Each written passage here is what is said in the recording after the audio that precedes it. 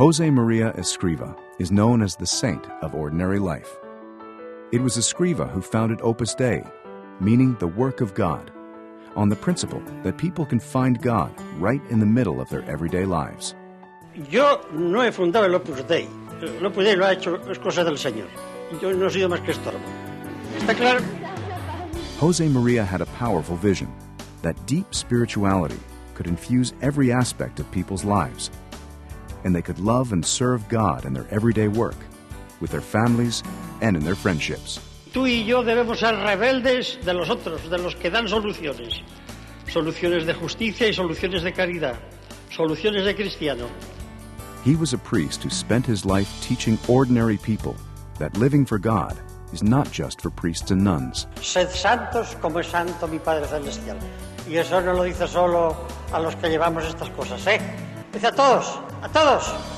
People of every nation, race, and social condition could live the Christian calling in a new way by striving to be holy in the ordinary circumstances of their lives. A los casados, a los casadas, a los solteros, a los obreros, a los intelectuales, a los campesinos, a todos.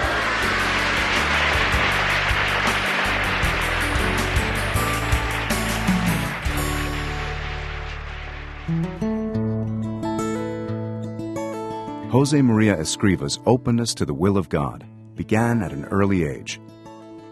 Born into a devoutly Catholic family, Josemaria would recite all his life the prayers his mother taught him. He suffered many hardships as a child. His 3 younger sisters died. His father's business collapsed, and the family had to move to another city where they struggled to get by. When he was 15, he began to sense that God had a special mission for him. He had dreamed of being an architect, but instead became a priest to be ready for whatever God was asking, praying fervently, "Lord, let me see what you want." During a retreat in Madrid, God showed him what he wanted. It was Opus Dei, a part of the Catholic Church that spreads the remarkable message that a person can find holiness in ordinary life. Father Josemaria would dedicate his whole life to developing Opus Dei. Whenever he was asked about what happened that day, he would simply respond, "I saw Opus Dei."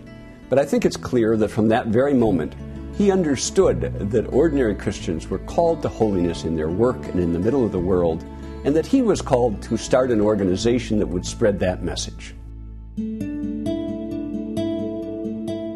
The circumstances could not have been more challenging.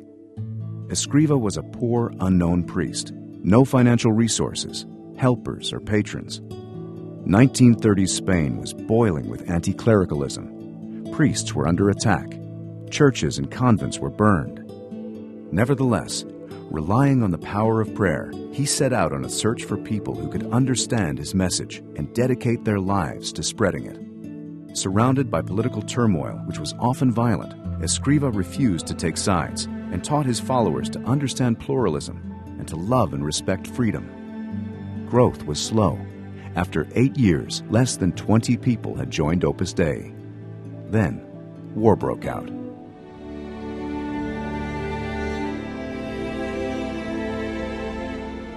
The Spanish Civil War brought even fiercer religious persecution. Thousands of priests and nuns were murdered. Father Josemaria was forced to abandon his clerical dress and to go into hiding in Madrid, moving from place to place to avoid capture and death. For a while, he hid in an insane asylum, pretending to be mentally ill. Later, he and a few members of Opus Dei found refuge in the consulate of Honduras, where they lived in a single room. During this time, he still ministered to many people, at times risking his life to do so. This was a time of great danger for all priests, but Father Josemaria felt he could not simply sit out the war in hiding, unable to carry out his priestly activities or work at the development of Opus Dei. So he decided to try to escape to the nationalist zone where religious activities were permitted. In the fall of 1937, Escriva traveled incognito to Barcelona, and from there joined a group of smugglers for a series of dangerous night marches through the Pyrenees Mountains into Andorra. For the remainder of the war, he struggled to re-establish contact with the members and friends of Opus Dei. The Civil War left Spain destroyed. A few months later, the Nazis invaded Poland, beginning the Second World War that devastated Europe. Spain remained neutral, but suffered scarcity of food and extreme hardship. Despite the difficult conditions, Father Josemaria immediately resumed his activities in Madrid, and Opus Dei began to grow rapidly. It spread to other Spanish cities, and in 1944, 3 lay members, all engineers, became the first priests of Opus Dei. From the beginning, Escriva had seen that Opus Dei would be for all people and for all time. In 1946, he traveled to Rome to seek Vatican approval so that international expansion could begin. He would live there for the rest of his life. By the mid-1970s, Opus Dei would be flourishing in over 30 countries on 6 continents. Father Josemaria wanted to personally teach members from all the new countries, so he oversaw the building of a large complex in Rome where young members could gather and study Christian doctrine and then return to their countries to spread it, along with the message of Opus Dei. He really threw himself into this battle of formation, as he called it. He spent hours and hours talking with his sons and daughters, and the optimism and confidence with which he did it was truly inspiring. Beginning in 1970, Father Josemaria made long catechetical trips where he would meet with large groups of Opus Dei members and their friends to strengthen them in their Christian faith. Es la santificación del trabajo, es decir, a cada cristiano, cualquiera que sea su oficio, que allí donde está puede y debe ser un buen hijo de Dios.